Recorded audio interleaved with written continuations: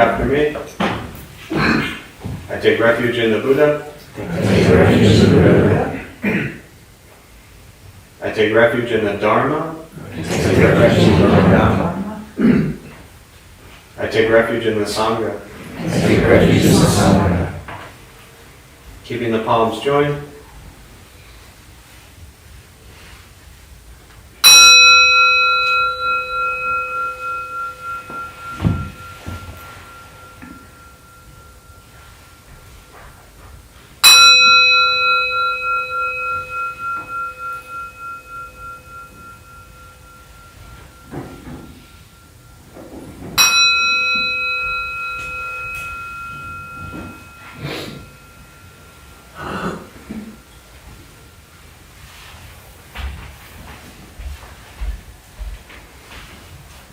Put the palms down.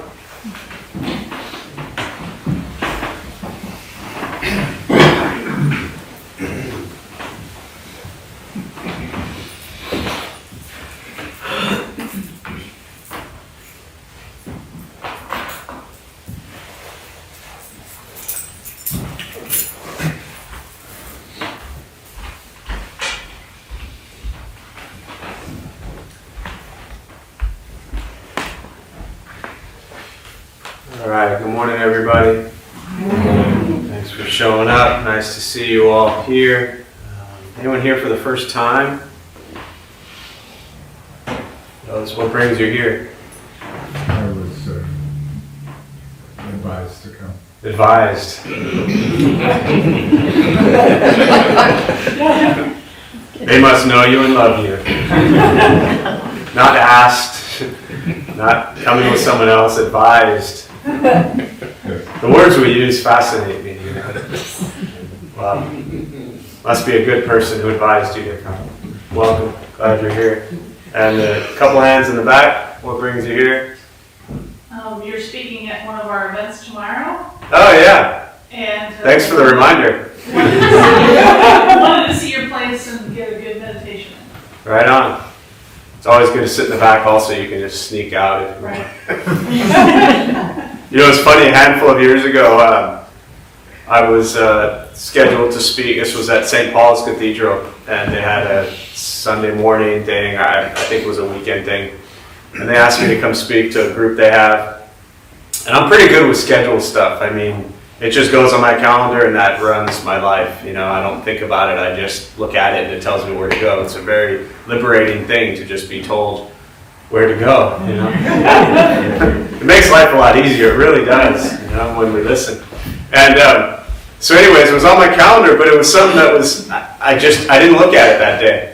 That's why when I said thanks for the reminder, I laughed, because I was at the gym, and this was the 24-hour fitness right down the street. I don't think it's still there anymore, but, and I don't know, maybe the talk was at 10 o'clock, and it was about 9:30, and I got a message from somebody who comes here, and they said, hey, we are telling me where they were, and all of a sudden I was like, I forgot.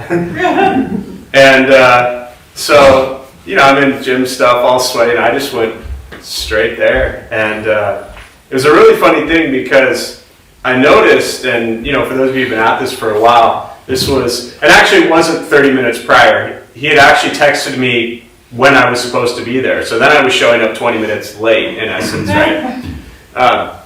And it's a really funny thing because on my way there, you know, I just said, uh-oh, I'm supposed to be there right now. And so I, you know, start heading that way and all that stuff. And as I got there and I started to like meet with everybody, and they'd been sitting there 20, 25 minutes waiting for me, that was a great moment where I realized that after all these years, this practice actually works. Because when I got there and I was in front of these people, I just told them exactly what happened. I said, I'm so sorry, I forgot. And Jim texted me and I came here. And it was really liberating to just show up with the actual truth of what was going on. And the old me would have had a million excuses. I probably would have even figured out how to blame it on somebody else, you know? Like, why didn't you text me earlier, right? And if you try to blame things on people that you do wrong, am I the only one who ever did that? Okay, one, thanks, Jordan. I appreciate the honest guy in the back, you know? But it was a really cool moment where I realized, like, man, this is just life. This is what practice does.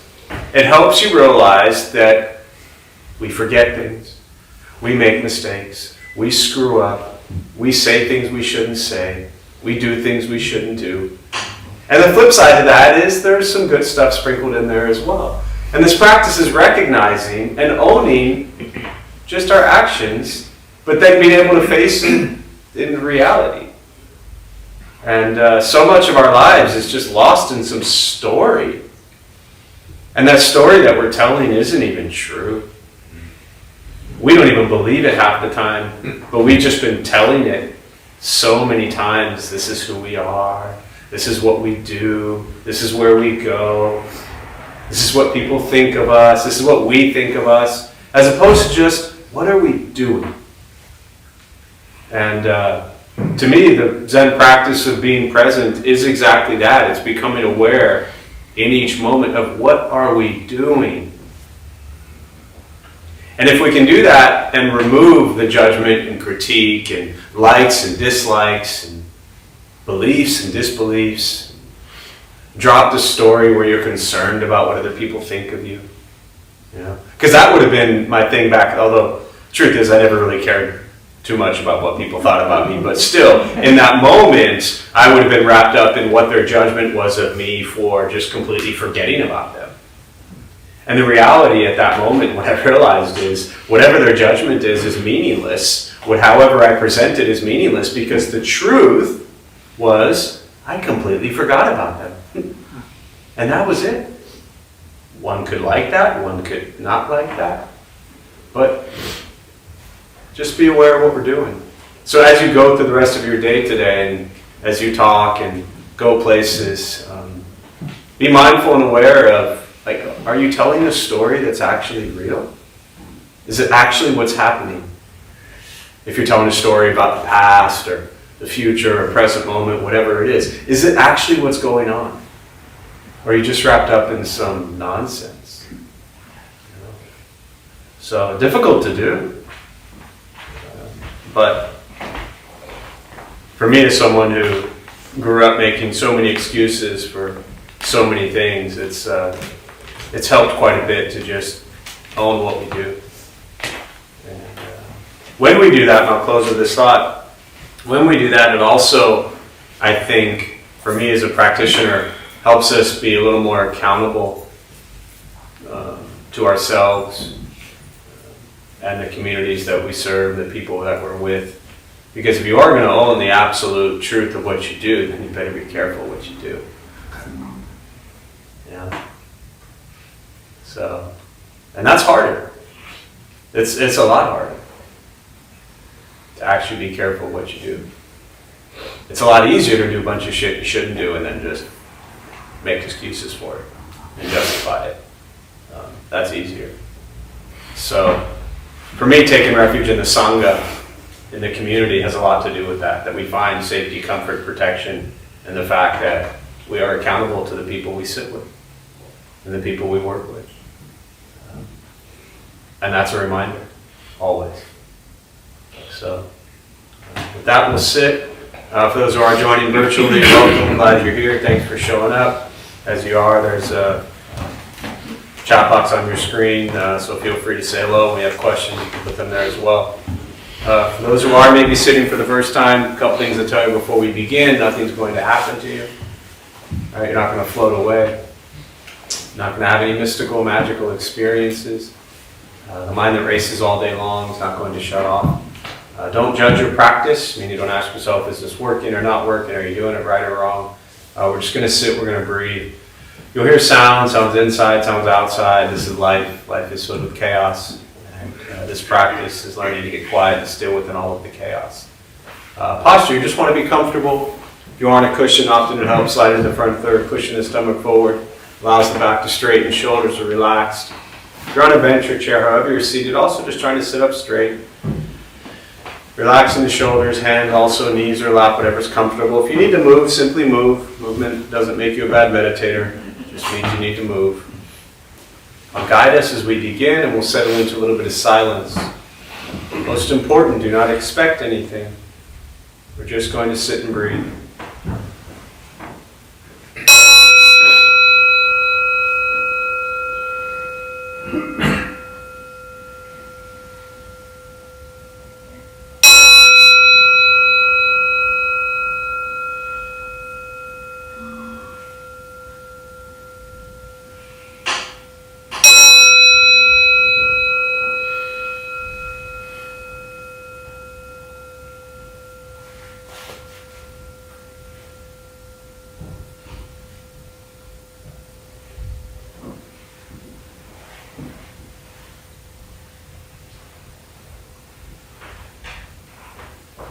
And starting with the eyes closed if comfortable, or slightly open. Mouth is open or closed. We'll start with taking 3 deep breaths, slowly.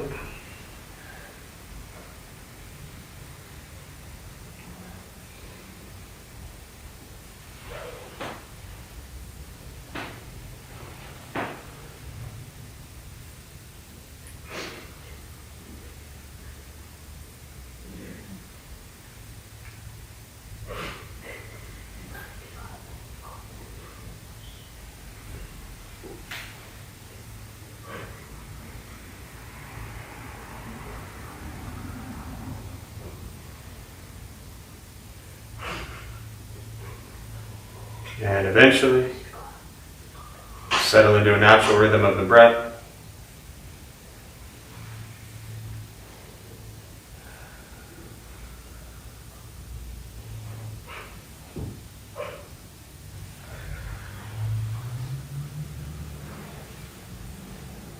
Noticing the mind as it wanders, jumping from thought to thought.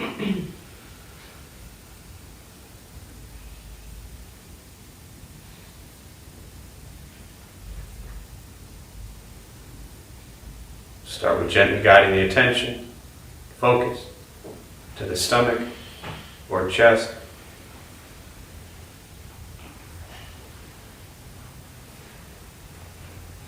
Breathing in, feel them rise.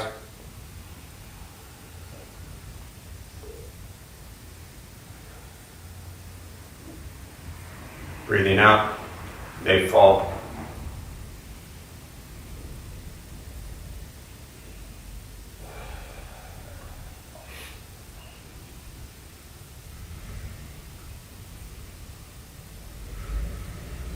Simply continue this practice, observing sensation of breath.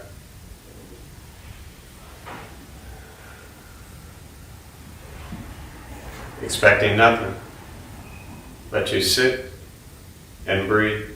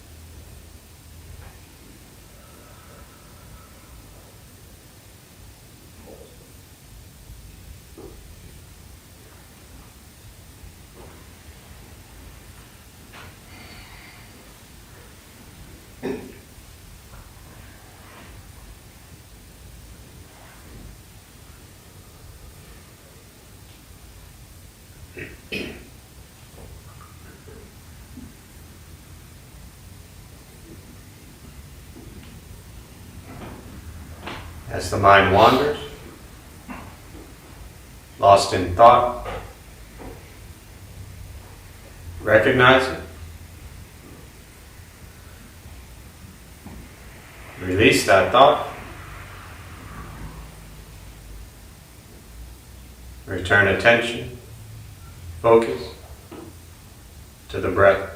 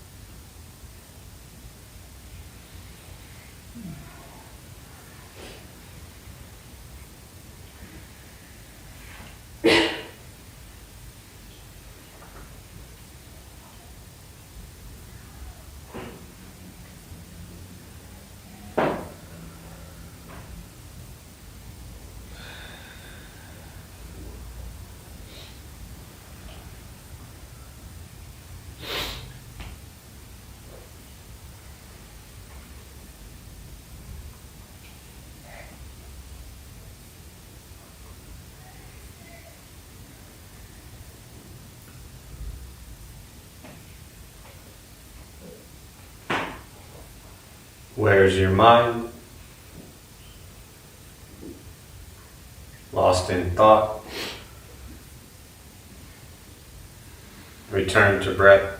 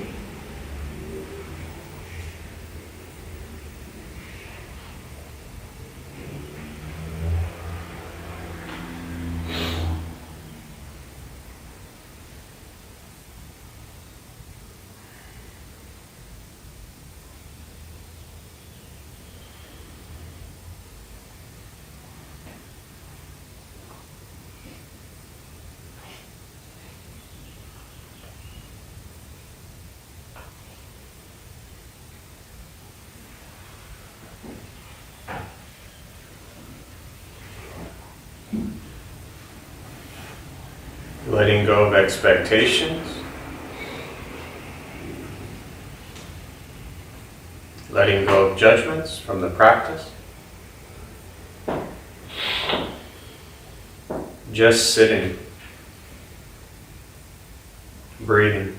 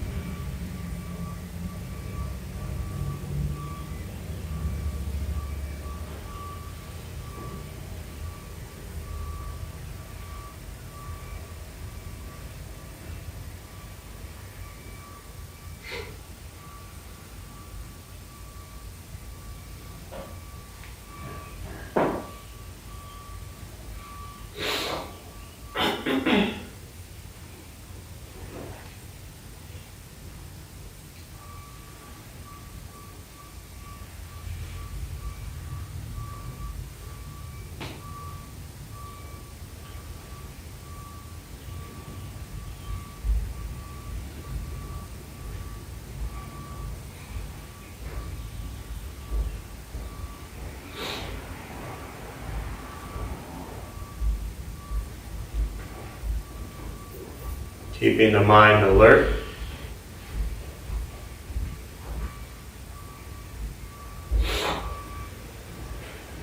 Aware of each sound.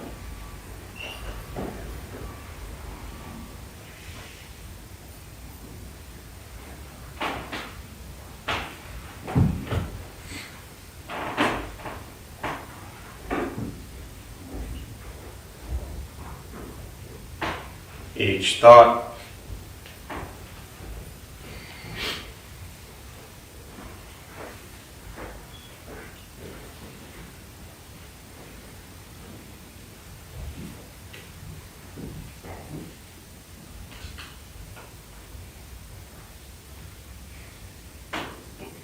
Each physical sensation.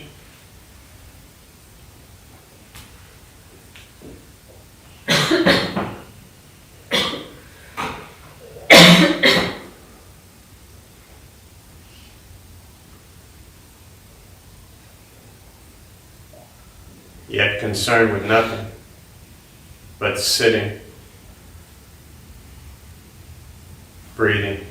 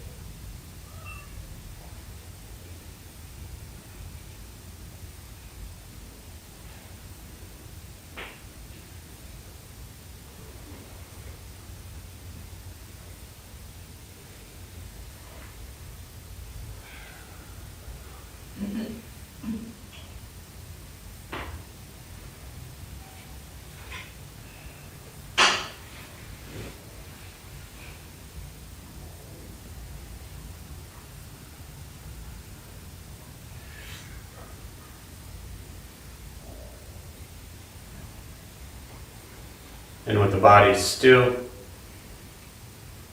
rested,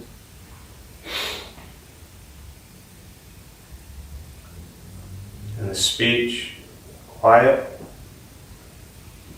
aware of all sounds.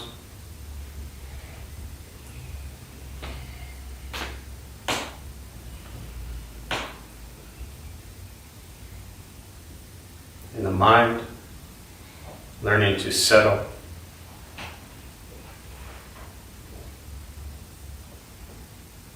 Know what it's like to just sit and breathe.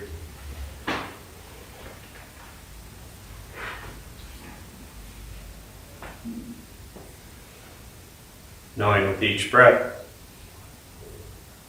there's nothing else to do.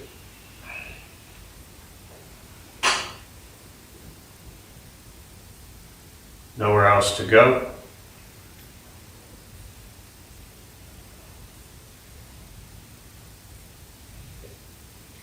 And no one else to be.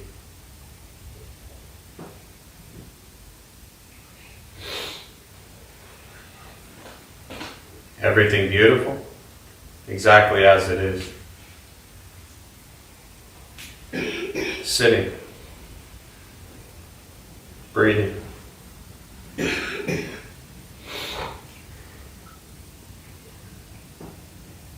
once again, taking 3 deep breaths, slowly.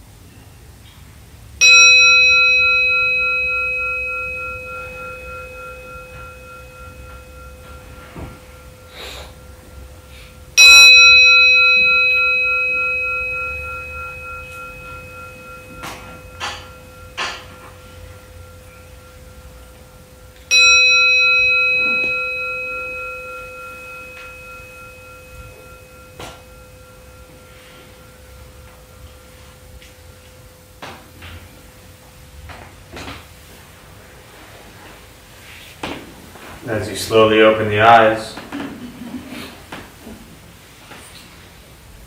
slowly beginning to move. And most important, with the practice of meditation, is to recognize how you feel now, immediately after.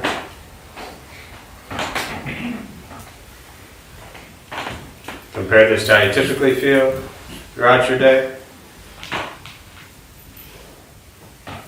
Recognize the difference, if there is one. Ask yourselves how you prefer to feel every day for the rest of your life.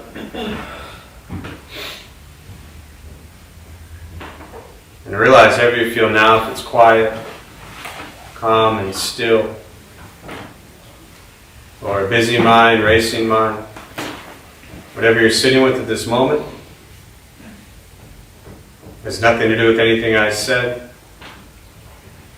It's nothing to do with how we sit, hold the hands or cross the legs. It's not from the sounds around us or anything else for that matter.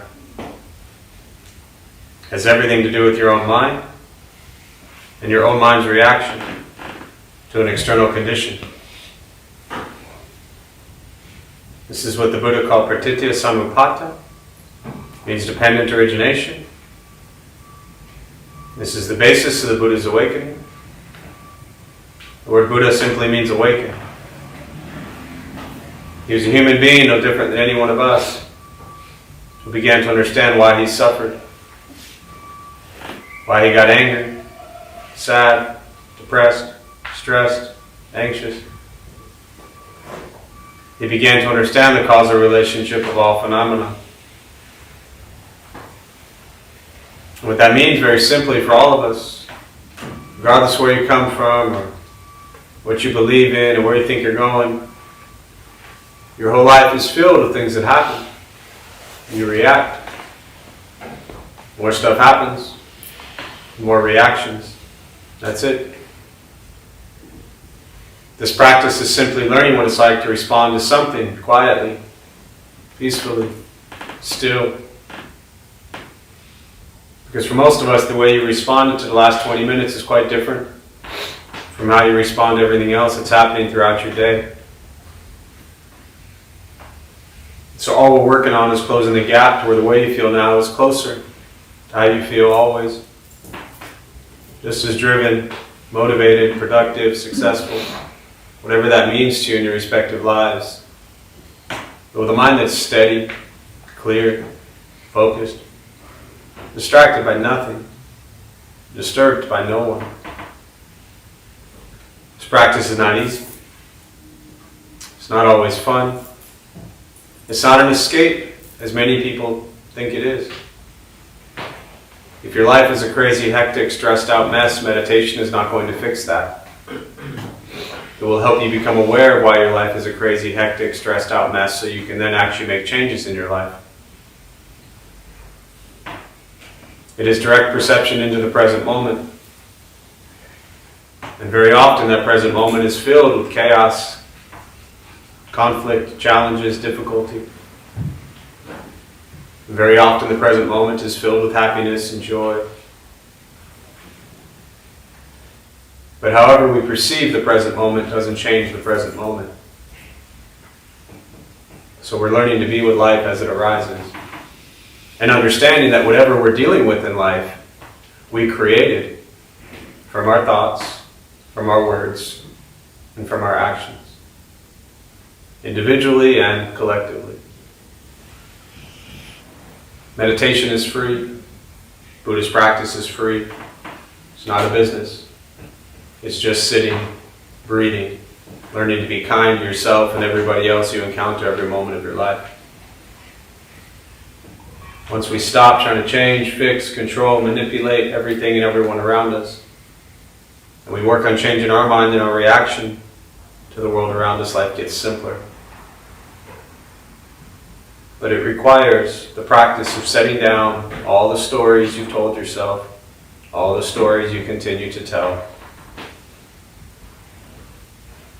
and just being present. And that's difficult. It's not a quick fix, it's not an overnight solution, it's not a 6-week course and all of a sudden everything is better. It is a daily, lifelong practice. Because every day for the rest of your life you will be challenged. And this is an opportunity to become aware of why you're challenged and what role you played in all of it. So with that, I'll pause. For me, really prefer responding to questions, meditation, Buddhist practice, anything that you're sitting with. And again, for those joining virtually, welcome. Glad you're here. Thanks for showing up. Feel free as you are. There's a chat box on your screen. Say hello. If you have any questions, you can put them there. I'll do my best to respond. And we'll use the rest of our brief time this morning, and we'll open up to questions.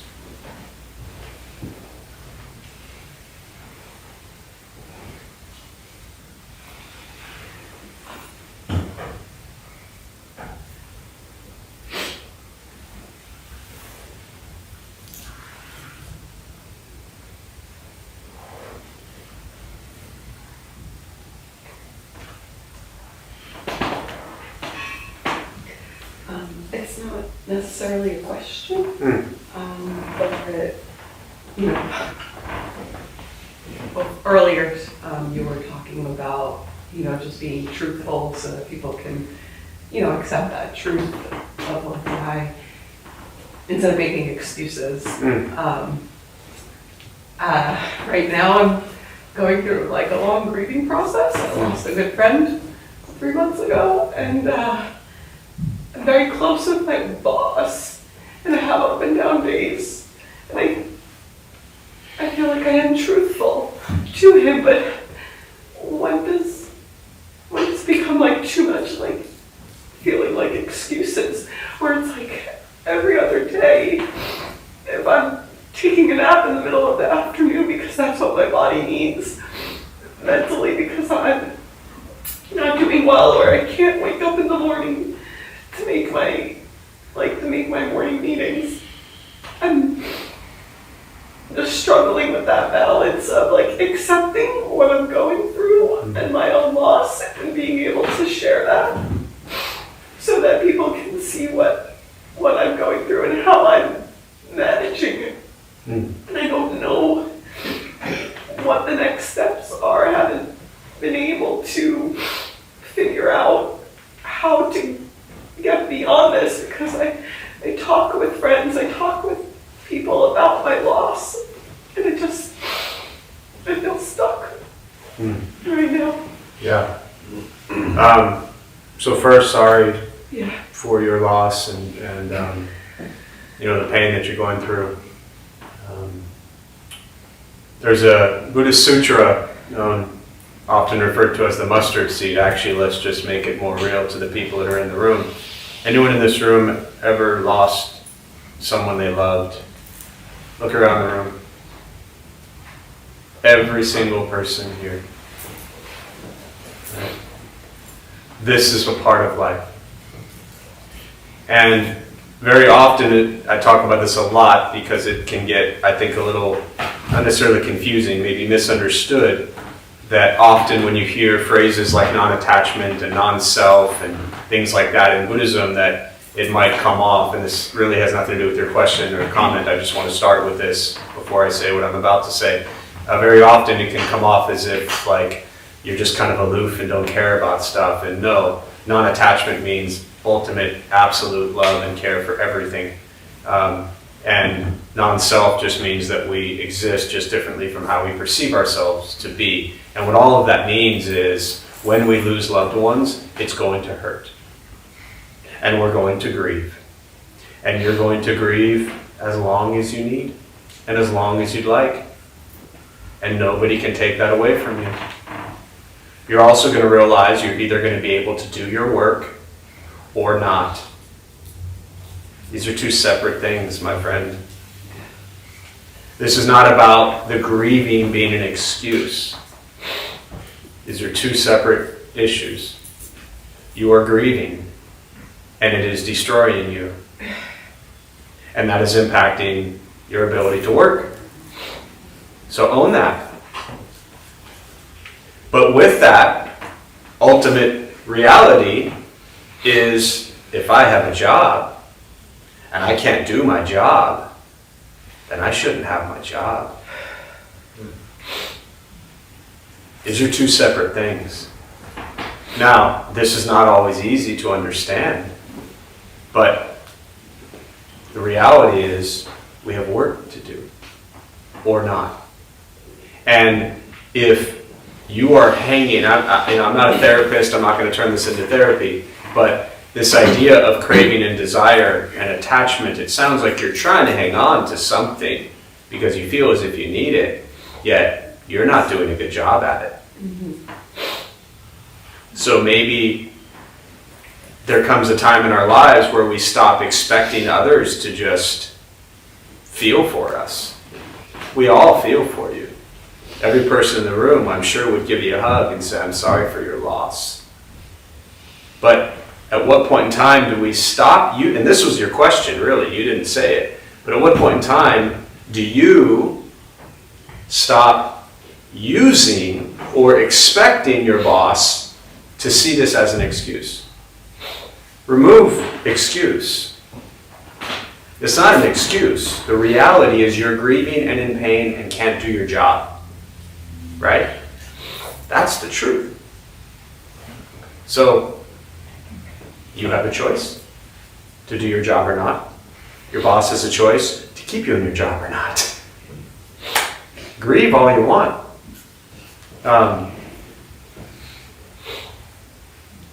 The other thing is, to understand that this practice of present time awareness and being with life as it arises, work is an incredible opportunity to focus on something other than the pain and loss that you're feeling. Work, cartoons, staring at walls, looking at a flower, going to a movie, right? Your life isn't over, is it? No. Are you living as if it is? Sometimes it feels that way. Yeah.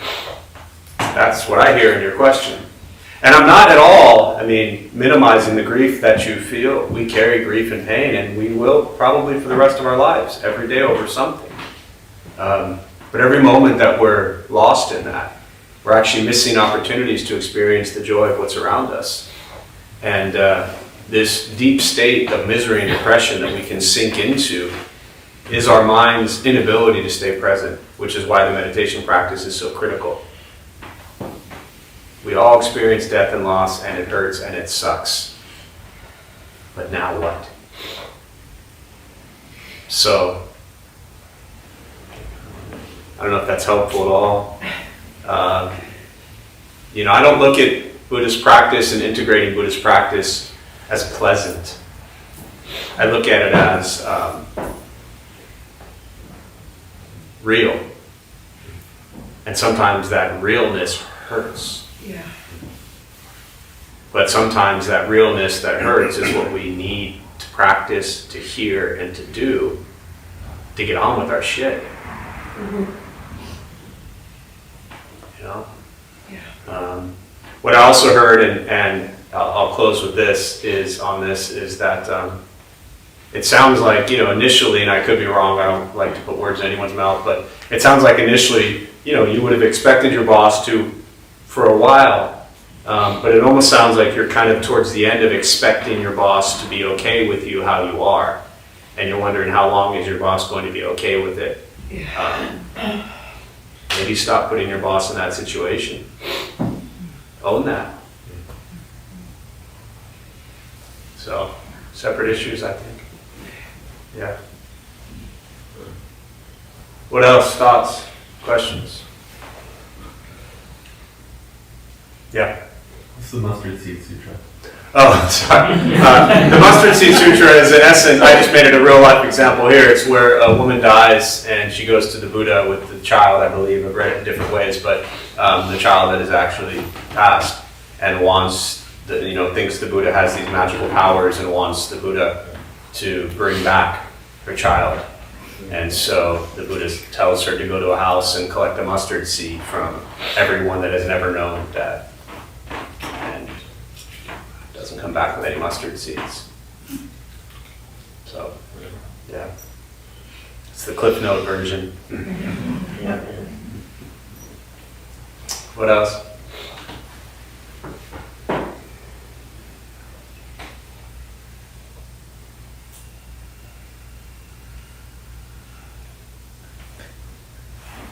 As far as you know, are there any Buddhists in the world today, or even in San Diego, any enlightened masters or gurus? No. And if they said they were, that would be your clear indication that they're not. Of course. What about the transmission where somebody else says somebody else as somebody else, like Zen, Tibetan? Well, transmission is different from enlightenment or being awakened.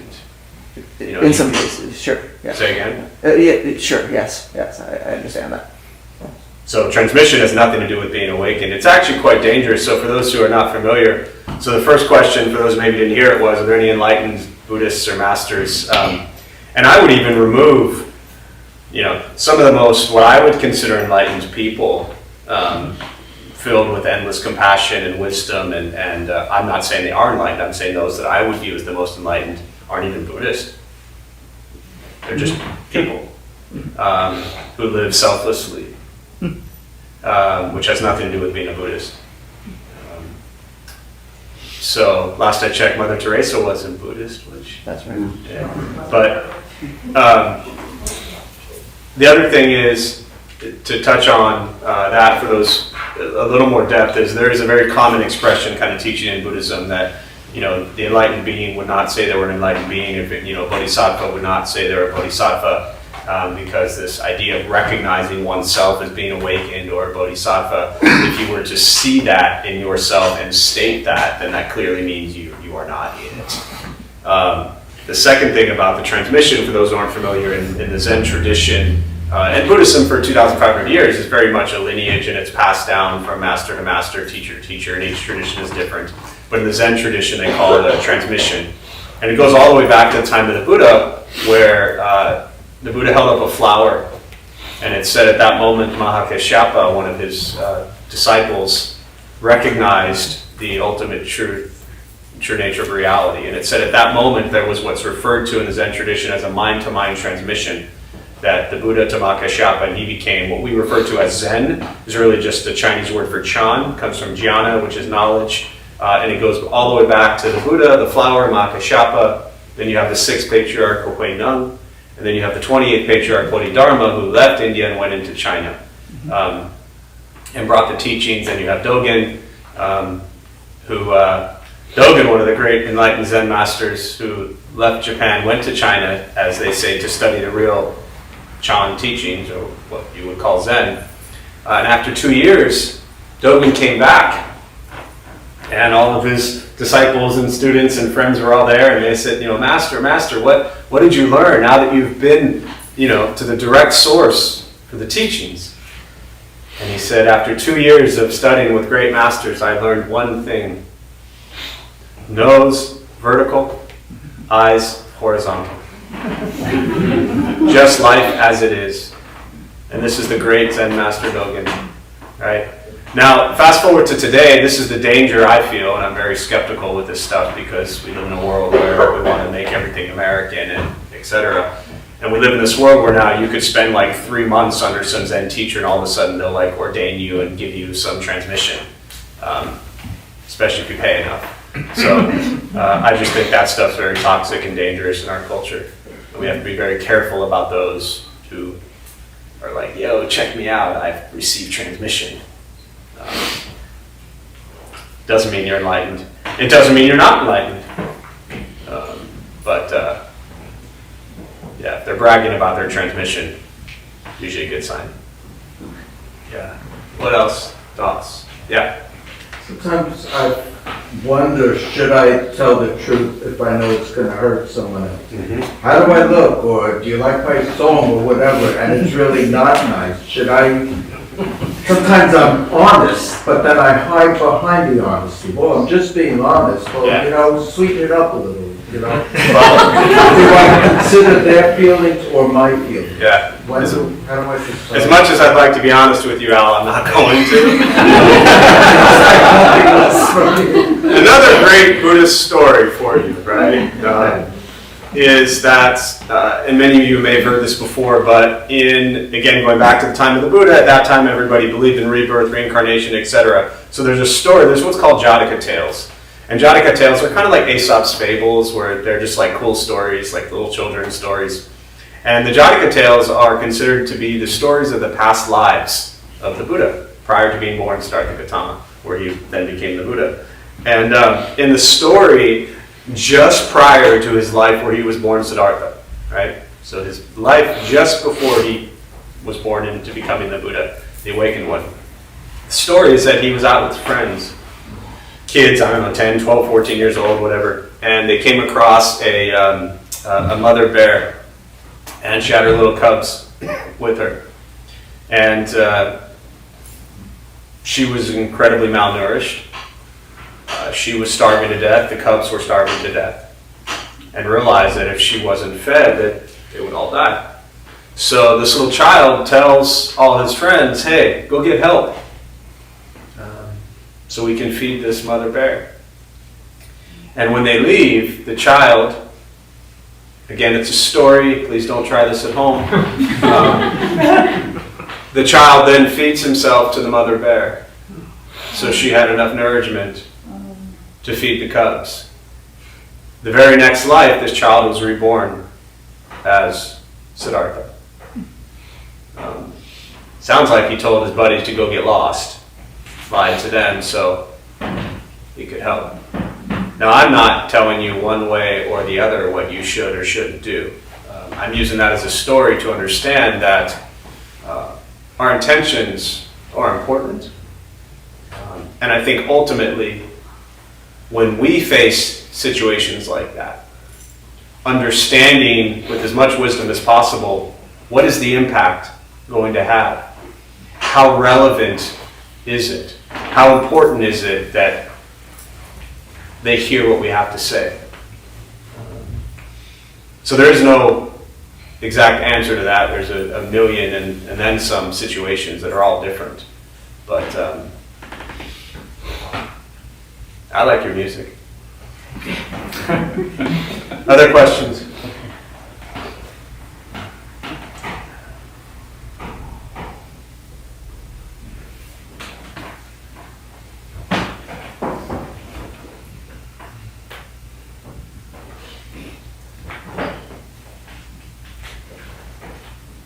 So when you came in, you started talking about stories, right? The fact that everything we tell ourselves is a story. The world is what we make of it. I've been at this for, not that long, a year and a half, 2 years. And in that time, I've become very aware of my stories, right? I have even started a career where, I help people to recognize their own stories, right? So that they can acknowledge them. I think there are a lot of those stories though that, just sit there and like rationally, I can debunk them, but the emotional resonance still guides my behavior. So I tried, accepting that they'll probably always be there to a certain extent. I'll always hear them. I know this isn't a quick fix, but at what point do they stop having so much resonance? Yeah. So, the question around, you've been at this a couple years, and at what point now do you, the stories are still there, you're very aware of them, and at what point in time do they just stop? Or, I know that taking action to counteract those stories is very powerful, but Sure. it's tough.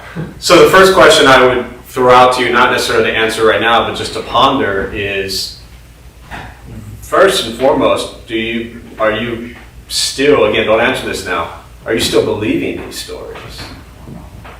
Because as long as you believe them, you're going to keep telling them.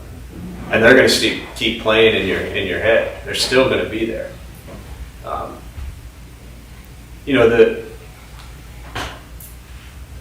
The reality is, whatever story we tell ourselves, good, bad, or otherwise, isn't ultimate truth.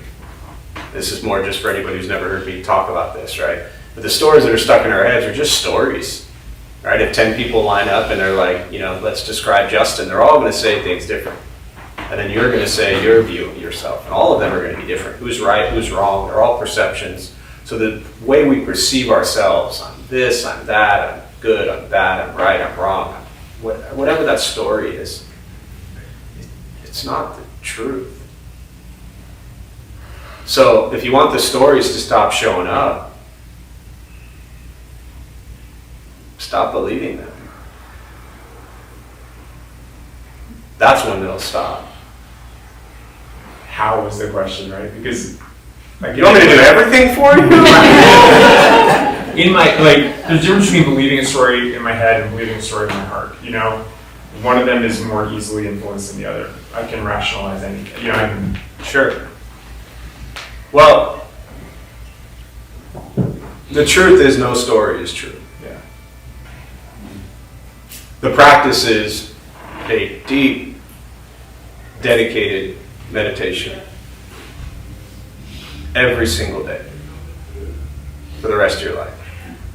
5 minutes, 10 minutes, 20 minutes. Not the escape, again, not to you, this is for everybody, not the escaping meditation, not the I listen to music for 20 minutes meditation, not the I'm using my walk through the garden as, but sit down, shut up, stare at a wall, and breathe. And understand that everything that is going through your head is nonsense in that moment. But some stories can be good, right? It's not about good or bad. The stories are not about good or bad. The stories are just stories. We can justify anything. We can spin anything. We say, oh, this is a good story. I need it because it fills my ego and my pride and it helps people. Or this is a bad story because it destroys me and it hurts me. They're all nonsense. They're all just stories. And when we learn to sit and abide in sensation of breath, as Dogen taught, right? Breath in, breath out, body, mind, fall away. Heart, mind, fall away. Not literally, that would be painful. But it takes us out of all of that. Awareness of sensation of breath. That's the practice. That's how. So, 2 years from now, you can say, yes, I've been doing this practice every single day, intensely, for 2 years. Every single day, intensely, multiple times a day. If it's not working, you know? So, that's how. It's a good thing you know it's not a quick fix. Yeah. What else? We'll do one more question.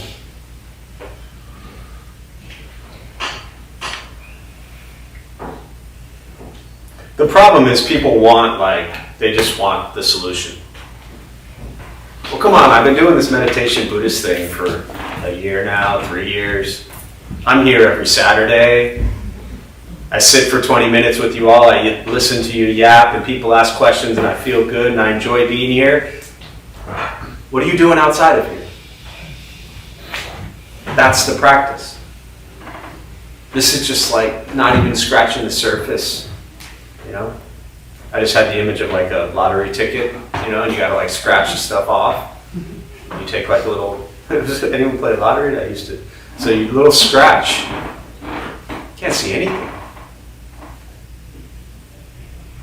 Gotta keep doing it every single day. It doesn't get easier. It doesn't get fun. It doesn't get pleasant. You never Because win the lottery? Say again? You never win the lottery? Never won. Never. Although my mother, sweet mother, she's been playing the same numbers for 35 years, and she also has not won. In fact, after she had her stroke 4 years ago, in 3-4 months and then ultimately when we were, seeing it for her memory and everything came back, we were very quickly we need your lottery numbers because you've been playing them for 35 years, And she knew them flawless. She didn't know who we were at the time, but she knew the lottery numbers. That's a true story. And I can still see her in the ICU rattling off those lottery numbers. I wish it was just just go to your little Buddhist temple and everything's going to be fine. No, it's not. Maybe some people will tell you it is, but not this guy. That's why we got classes every other night, and they'll make you feel good. I want you to see where your mess is. And it's not here, it's out there. So you got to keep scratching at that surface to get down to what's really going on. And then when you get down to what's really going on, you realize that's a complete illusion. So then you stop that completely. And that's how. At least that's what they say in the books. I don't know. That's what those enlightened people talk about. So, all right, so with that, we'll close. Join palms. May the benefit of this practice be shared with all beings in all directions. May all beings be at peace. May all be free from suffering. May any merit gained from this practice be transferred to those who need it most.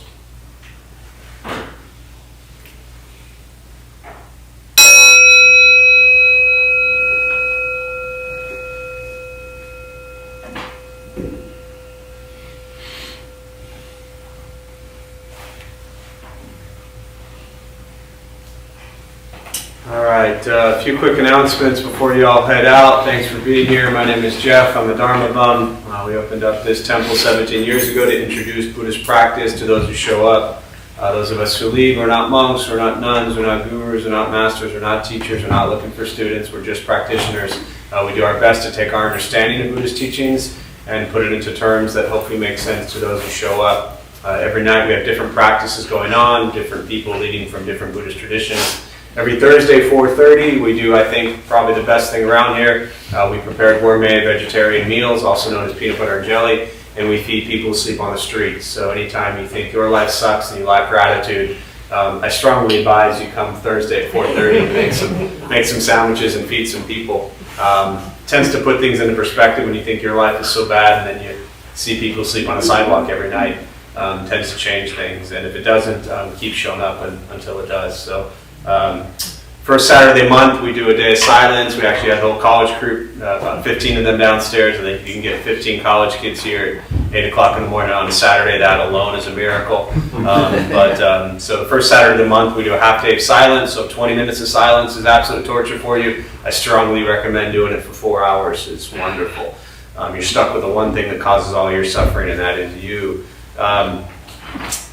Couple things we do, I think Joe stepped out already, but we are looking for maybe a handful or so of strong people who'd like to spend about 15-20 minutes pushing some massive, actually they're not that big, they're like this big. We have some boulders in the garden area that Joe would like to move. And so if there's a handful or so, or whoever wants to pile out front that feels they can safely move some large stuff, we could use the help. So just meet Joe out front. Please put your shoes on. Other than that, we have no cleaning crew. We are it. So feel free if you want to stick around and help clean or anything outside. Maggie, Buddha Free is downstairs if you need anything. Thank you all for being here. Good luck.